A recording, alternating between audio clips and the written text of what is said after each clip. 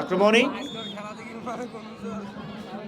ছিল এই মুহূর্তে কিন্তু তারা পিছিয়ে, অন্তত সেখান থেকে আবারও সেই 17 নম্বর জার্সি পেনাল্টি এরিয়া গোলের সম্ভাবনা গোলের সম্ভাবনা তৈরি হয়ে গিয়েছিল। আবারও সেই হলা দিয়েছেন, বল কেড়ে নিয়ে এখনো পর্যন্ত বিপদ সীমানায়।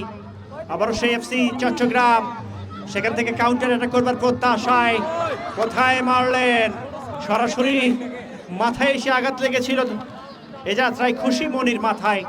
তবে খুশি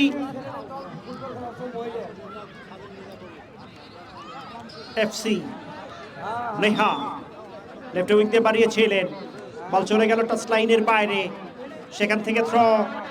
এ যাত্রায় সিলেট বিভাগীয় দল, প্রিয় দর্শক মন্ডলী, অবশ্যই মনে রাখতে হবে আগামী 29 তারিখে আমাদের এই ফুটবল খেলার মাঝে সেই ঘোড়া খেলা, টকপকিয়ে ঘোড়া চলবে। দর্শক সাইড থেকে দাঁড়িয়ে কিন্তু তারা উৎসাহ, অফসাইড। লতা পারভীন ঠিক যেন একদম লাইন বরাবর দাঁড়িয়ে আছেন, অ্যাবসলিউটলি।